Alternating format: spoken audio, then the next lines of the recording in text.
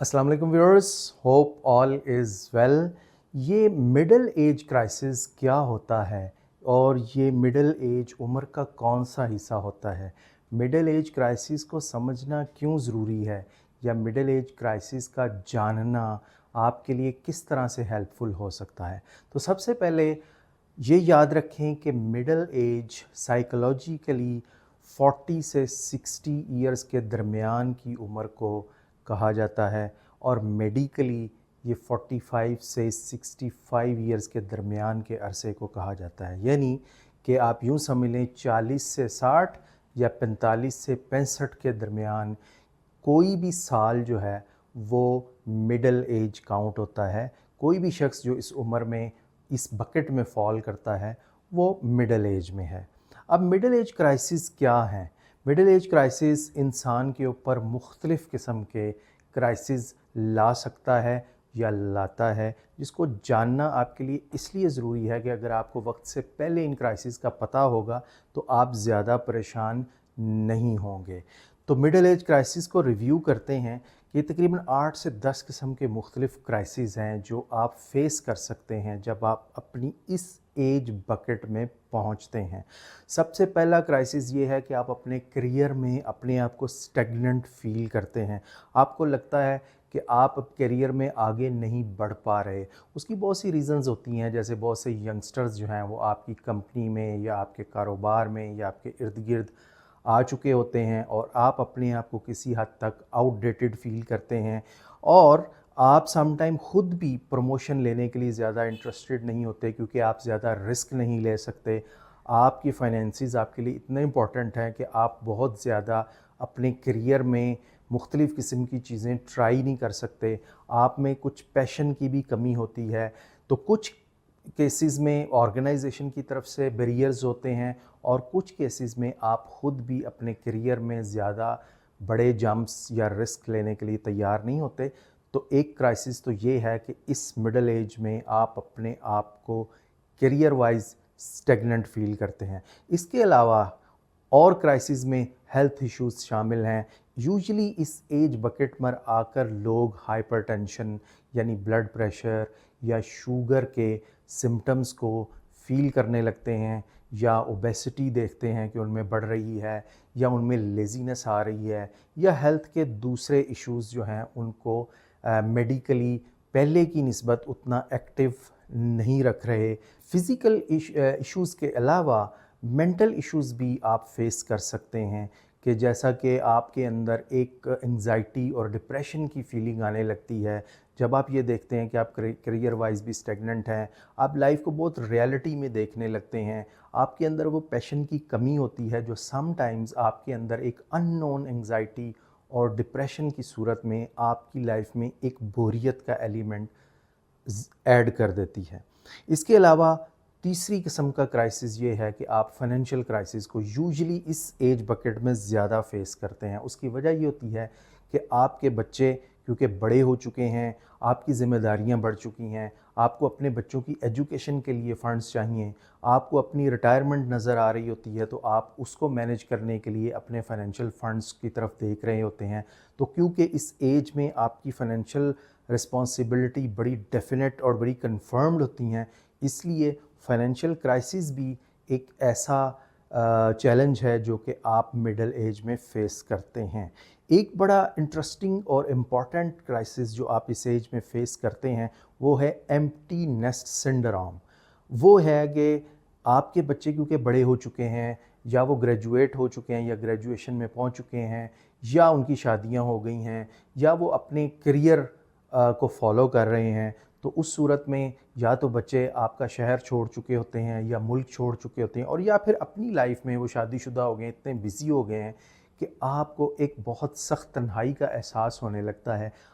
ख़ास तौर पर जब आपने अपनी लाइफ बच्चों के साथ बहुत इंगेज रहकर गुजारी हो, अपनी लाइफ का एक बहुत बड़ा हिस्सा उनके साथ रहे हों, उनको दिया हो, तो आपके अंदर एक बहुत बड़ा खला पैदा हो जाता है कि आपको फ़ील होता है कि आप लाइफ में अकेले रह गए हैं।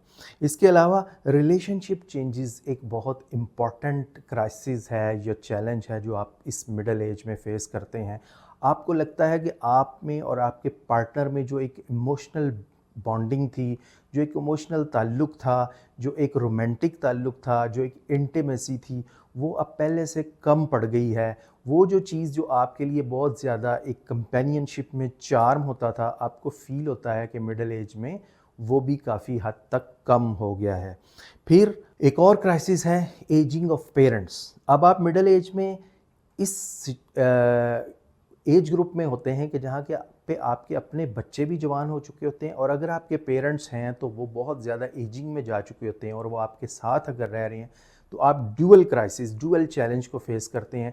एक तरफ आप अपने बच्चों के मसाइल और फंड्स को मैनेज, उनकी जो फाइनेंशियल रिक्वायरमेंट्स हैं उनको मैनेज कर रहे होते हैं, और एक तरफ आपको एज पेरेंट्स के साथ गुजारा करना पड़ रहा होता है। तो ये भी एक ऐसा क्राइसिस है जो आपके मिडिल एज में आ सकता है। फिर एक और चीज़ जो आपके अंदर डेवलप होती है वो रिग्रेट्स होते हैं। आप अपनी लाइफ में क्योंकि फ्यूचर में बहुत ज़्यादा पैशन नहीं देख रहे होते, लिहाजा जब आप मुड़ कर देखते हैं तो सम टाइम्स कुछ रिग्रेट्स भी आपके अंदर पैदा होते हैं कि जिसमें आप, जो आपको इस सोच में डाल देते हैं कि आपको शायद ऐसे कर लेना चाहिए था, शायद आपको अपने बच्चों के साथ टाइम ज़्यादा स्पेंड करना चाहिए था, या ये भी हो सकता है कि आपको लगे कि आप अब बहुत ज़्यादा लोनलीनेस में हैं तो आपको बच्चों के साथ कम टाइम स्पेंड करना चाहिए था, या आपको ये फीलिंग आती है कि जब आप यूथ एज में थे तो आपको दूसरे मुल्कों में जाना चाहिए था, आपको सैर व सियाहत करनी चाहिए थी, या अपनी कुछ हॉबीज़ को अडॉप्ट करना चाहिए था जो कि आप नहीं कर सके। तो कुछ रिग्रेट्स भी होते हैं जो आपको फॉलो करते हैं। इसके अलावा लॉस ऑफ यूथ एक बहुत बड़ा क्राइसिस है जो इस एज में फ़ील होता है।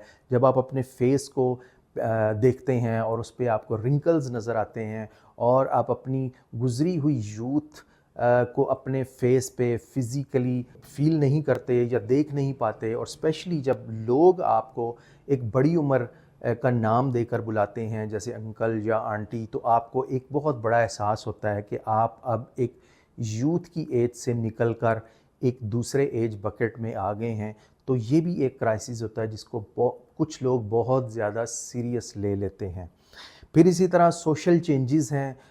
बहुत सारे आपके बचपन के दोस्त, जवानी के दोस्त, उनकी ट्रांसफ़र्स हो जाती हैं या वो कहीं बिज़ी हो जाते हैं, और उनकी भी आपकी तरह लाइफ में चूँकि मसरूफ़ियात या सीरियसनेस बहुत बढ़ जाती है, लिहाजा सोशलाइजेशन बड़ी कम हो जाती है, क्योंकि आप में पैशन कम होता है, एनर्जी कम होती है, आपका मेल मिलाप कम हो जाता है, नए दोस्त नहीं बन पाते, तो आप सोशली भी अपने आप को बहुत स्टेगनेंट फ़ील करते हैं। तो ये भी एक ऐसा चैलेंज है जो कि मिडिल एज में आप फेस कर सकते हैं। इसके अलावा एक और बहुत बड़ा चैलेंज होता है, और वो है मीनिंग ऑफ लाइफ। आप अचानक एक पैशनेट लाइफ यानी यूथ से एक मिडिल एज में जब आते हैं तो आप चीज़ों को बड़ा रियलिस्टिकली देखते हैं।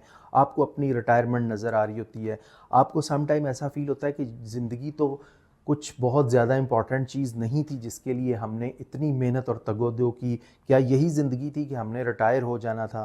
क्या यही ज़िंदगी थी कि इसमें जो कुछ हमने बनाया है, जो कुछ हमने किया है, वो सब ख़त्म हो जाएगा? फिर बहुत सी मॉरल और रिलीजियस बाउंड्रीज़ जो कि आप अपने ऊपर लागू कर लेते हैं, और वो ज़रूरी भी होती हैं, उस एज का तकाज़ा होता है। तो बहुत सारे फ़न और पैशन जो आप कर सकते हैं, वो जो अब आप नहीं कर पा रहे, तो उसकी वजह से आपको लाइफ का मीनिंग दोबारा से तलाश करना पड़ता है। आप दोबारा से अपनी मीनिंग को रीसेट करते हैं। तो ये कुछ टॉप चैलेंजेस, टॉप क्राइसिस हैं जिनको मिडिल एज क्राइसिस कहा जाता है, जिनमें से हो सकता है कुछ लोग एक को फेस करें, कुछ लोग एक से ज़्यादा क्राइसिस को फेस करें, लेकिन मिडिल एज में ज़्यादातर लोग इन क्राइसिस को फेस करते हैं। और अगर आप मिडिल एज को अप्रोच करने वाले हैं तो आपको ये पता होना चाहिए कि मिडिल एज क्राइसिस क्या होते हैं, और आप किसी हद तक उसकी तैयारी कर सकते हैं कि उन क्राइसिस से आपको कैसे निपटना है।